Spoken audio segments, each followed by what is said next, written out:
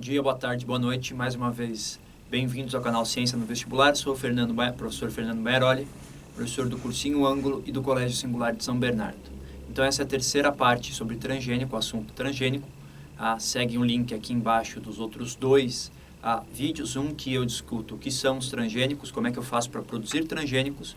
O vídeo 2, que são os exemplos de transgênicos, o Brasil como grande produtor, segundo maior produtor de transgênico no mundo. E esse terceiro vídeo, que é um vídeo importante para quem presta para as dissertações, para as redações dos vestibulares, porque se o assunto for transgênico na redação, você tem que ter a capacidade de discutir, seja a favor ou seja contra. Não pode ficar em cima do muro. Eu vou tentar, como eu estou intelectuando aqui os dois, eu tenho que passar os dois pontos de vista para vocês, e eu vou ficar em cima do muro. Então, não vou falar nem que eu sou a favor, nem que eu sou a contra. Mas numa dissertação, numa redação, você precisa defender um ponto. Não importa qual, saiba defender. Então, saiba criticar e saiba ser a favor. Primeiro, vamos pensar nas críticas ao transgênico, que talvez seja o assunto mais fácil, é mais comum você encontrar criticando o transgênico do que a favor. Então, lembrando que transgênico é um ser que foi geneticamente modificado, ele foi manipulado geneticamente, ele tem um gene novo que antes não tinha. Então, você tem milho, que ele é resistente e tolerante a herbicidas. Você tem a soja, que é resistente a pesticida. Você tem plantas que são resistentes a intemperismo, a mudança brusca de temperatura.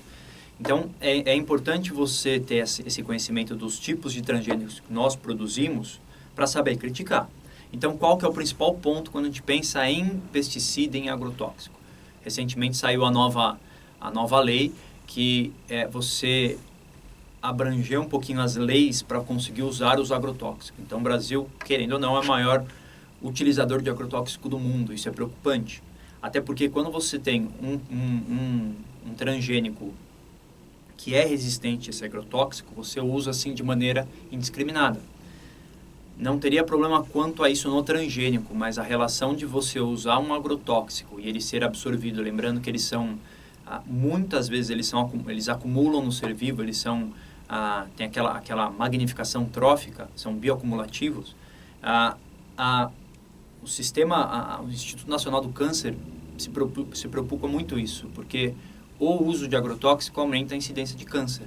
Então, é preocupante. E você usa de maneira indiscriminada, já que a sua planta é resistente. Então, esse seria um ponto a criticar. Outro é quem vende os transgênicos, quem desenvolve a semente. Então, eu comentei isso no vídeo passado, quem vende a semente que é resistente a um tipo de herbicida, também vende o herbicida. E aí você tem uma monopolização do dinheiro, você tem problema sério em relação a quem está dando veneno também está dando remédio.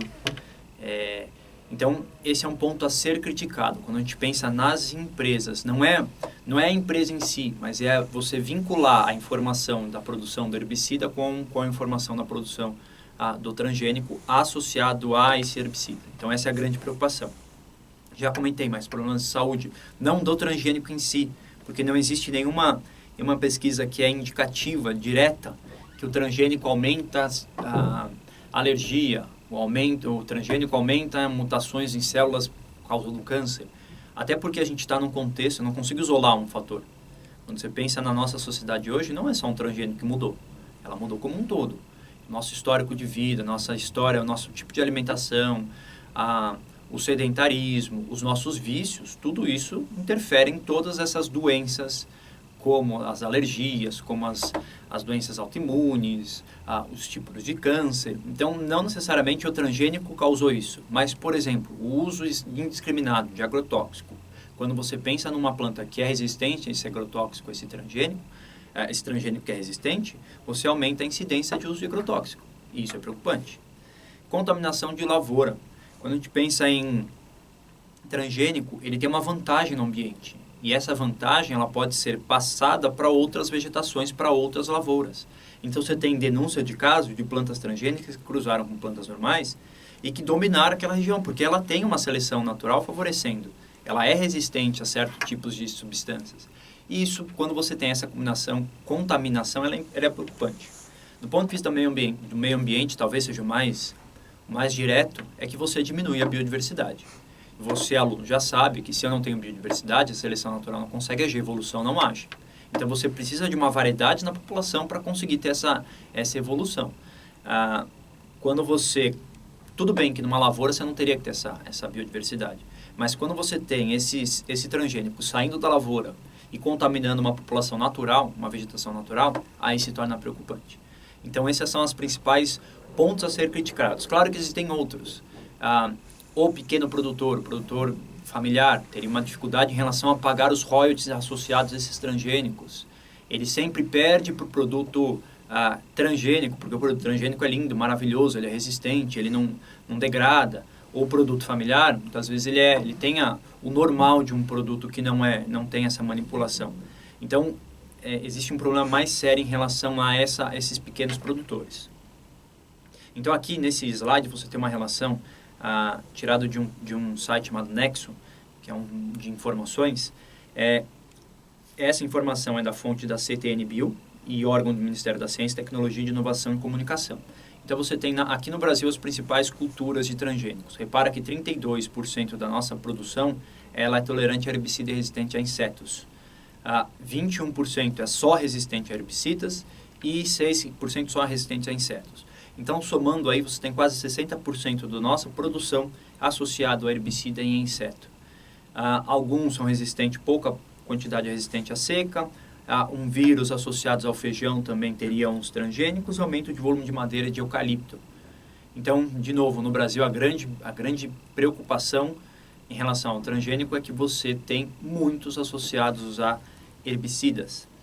Aqui, nessa imagem, você tem, em relação às leis dos usos de transgênicos, aquele que, sem proteção contra transgênico na maior parte do país, e aí o Brasil está nessa cor, a gente não tem nenhuma proteção contra esse transgênico. Em azul clarinho, você tem as leis de alguns países que restringem um pouquinho o uso de transgênico, e, como você repara, mais próximo à Europa, banimento de transgênico em todo o país. Os pontos a favor do transgênico. Então, o que o transgênico trouxe de novidade? Ele tem a sua importância, sim. Um exemplo disso é o que eu comentei com vocês do arroz dourado, Golden Rice, que trouxe um valor nutritivo diferente no produto. Aumenta a disponibilidade de alimento.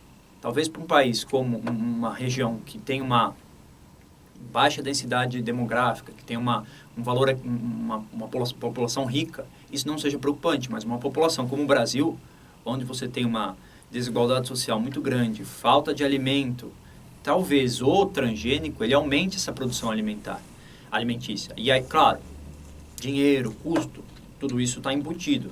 Mas aumentando a demanda, você, querendo ou não, diminui um pouquinho o preço. E isso é importante para uma população de baixa renda.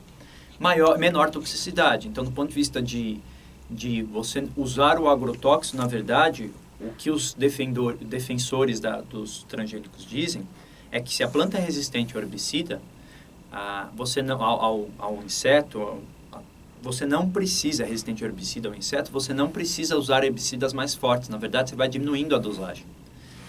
O uso da terra improdutível, isso é legal. Você tem terras que não são produtíveis por conta de salinidade, por conta de ser muito ácido, muito básico, muito sal.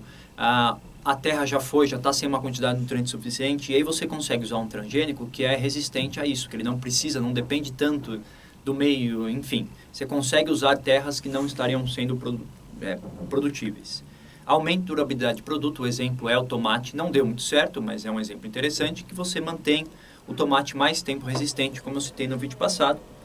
E, claro, do ponto de vista do arroz, o aumento do valor nutricional, que esse é um exemplo interessante, que você consegue introduzir em espécies nutrição, fatores nutritivos mais complexos, vitaminas, minerais, alguns produtos, isso pode ser interessante. Então é isso, o assunto transgênico é um assunto bem importante para o vestibular, tem vários exemplos que já caíram no Enem em diversos anos, isso vem acontecendo numa certa regularidade. A FUVEST cobra transgênico, a Unesp. Então, os vestibulares gostam desse assunto de transgenia. Cada vez mais, para nós, é um assunto importante. Fica ligado no uso de agrotóxico aqui no Brasil, as leis que permitem. Você não pode nem mais usar o termo agrotóxico, agora é pesticida. Então, aqui no Brasil, as leis sobre transgênico, uso de agrotóxico e pesticidas, ela é mais abrangente, ela favorece mais o agrobusiness. Então tem que tomar cuidado esse assunto que pode cair tanto em questões de geografia, questões de história, questão de sociologia e, claro, questões de biologia do ponto de vista do que seria o transgênico. Então até mais, até o próximo assunto. Tchau.